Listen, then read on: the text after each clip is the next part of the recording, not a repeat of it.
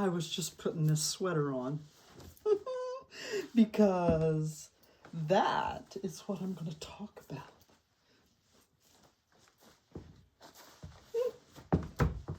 Here's my throne. Okay, listen, this sweater, to me, in the winter, which it is right now, sweaters are dope. So, but what I'm going to tell you about sweaters, I'm going to show you a whole stack of them.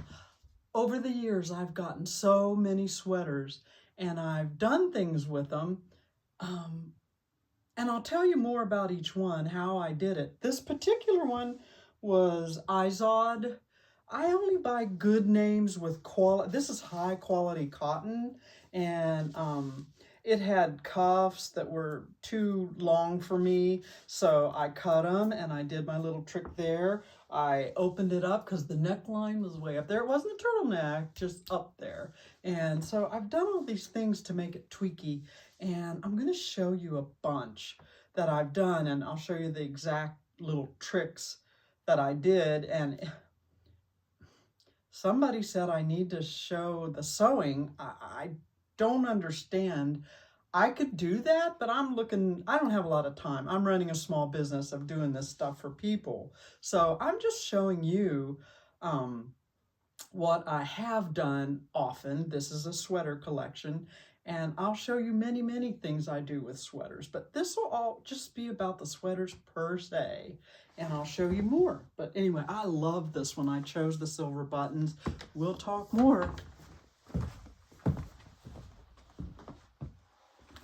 So here we are with a stack of sweaters. I mean, it's so tall, it's almost blocking the light. But here's the one I just had on. And like I said, it's cotton. And I just love, now that it's a cardigan with a cutaway hem. And you can see, all I've done is take this to the machine with a zigzag stitch, and you can go around it as many times as you want and pull as you do, and you get the lettuce edge. And I just love the lettuce edge. I've used it for years. I don't care when it goes in, comes back, goes out and in, and I'm always going to use it. Because I like the frilly, I'm not a ruffles girl, but I don't mind that little edging. So that's me. But here I did, and I know it takes a minute to sew on a bunch of snaps, but that's what I did. But you always want to stabilize your sweater. And here I've just used bias tape, but before I added the bias tape and turned it under, I ran a stitch carefully down through here without stretching. As a matter of fact, I will show you sometime, but I've done all these, and I'm going to have to wait until I have a new sweater to show you. But yeah, you stabilize a little bit before you do that. And the same with your neckline. This neckline is done in a matching bias tape as well. And before you do your neckline, you want to go around it, even if you have to run a hand stitch and pull that on while it's on your body or something, so that you say, oh yeah, that's exactly where I want it. Then tie that off in a good knot, then go back and follow that right just inside your seam line, and then go back and put your bias tape. But I will show you, but I just have all these done, and I wanted to show you what you can do. I love this cardigan. I'm going to love this cardigan like forever. So anyway, it's just beautiful. It's all season. I just love it. So there's one. Here we have just a simple, this was found in the men's department, and it still has, this is another thing you can do. It still has the band at the bottom. But what I did to make it work was, and I had seen this style on the runway where they left the band, but they open up the side and finish it off. And I actually finished this one off with hand stitching. So it's, and a nice brown worked very well. Now, while it was in the closet, somehow something got at it, and I'm going to have to do some repair, but Connie doesn't care. I repair that sucker and I will wear it, because when I'll show you that, maybe I'll show you that the repair on this one when I'm ready to do it. But yeah, And the pilling, it's in that stage where the pilling is not done, but the pilling will be done at one point, and I will wear this beautiful merino wool for a very long time. And this one I did give a V-neck, and I used brown again, and I actually did do the hand stitch around because with this stretch it was just much easier to hand stitch. Okay, on to the next. Here's another one I'll just show. This was very, very cropped, super cropped. And while I'm sort of over the cropped for myself, however, this one, I might not give it up quite so quickly. I really do like it. And this folds around your neckline, and it creates a nice look and just goes around the upper back. It's just a nice piece to put on. It can even be a bed jacket to keep your your shoulders and your upper arms warm while you're sitting up in the bed and you can't get those covers up around. I just love that one. I love that purple too. And here we go. We're almost done.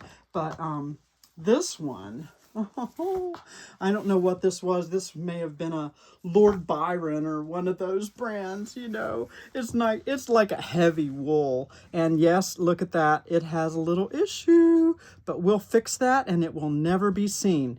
And I just love, I don't know if it shows up, but it is a multiple colored thread or yarn. And this one I gave a round neck to, finished it in the same way, and I actually was able to, for some reason, do a machine stitch on this, left the cuffs on it, but I gave it this interesting cut at the bottom where I ended up eliminating the band. I gave it this shirt tail, and it really looks cool on. And yeah, I have to do some repairs. Those things don't worry me. This is a wool sweater that is going to last pretty much the better part of forever. So I love this one. It's for a super cold day with something under it. Now this one, love me this one. And I think you guys will too. This is just, it's a heavier sweater, and it is so stable. I was able to cut raw edges, and it didn't affect it. However, I don't let that, I don't leave it like that. I go around my raw edge about a 1/2 inch in with a straight stitch to stabilize how I want it. And then I go back around with the triple zigzag. So even though this is raw edges and there may be some fraying, it'll never really go very far. And I just like that look.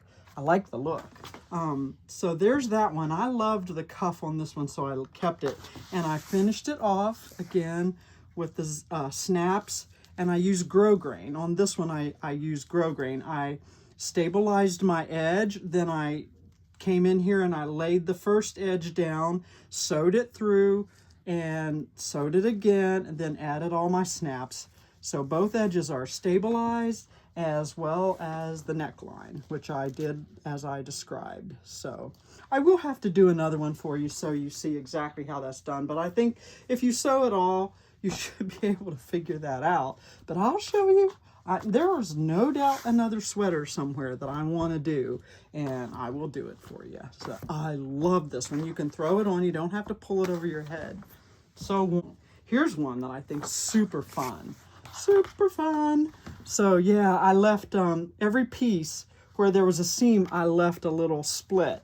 So there's splits all the way around, and it flows over the hips really nice. And then, you can wear, because it's cut down like this, you're basically just putting a bunch of strips together and then cut out your neckline, do the finish like I'm talking about. And this one, I used triple zigzag like all over the place, and it just finished it really nice. It's just, I don't know, it's so smooth.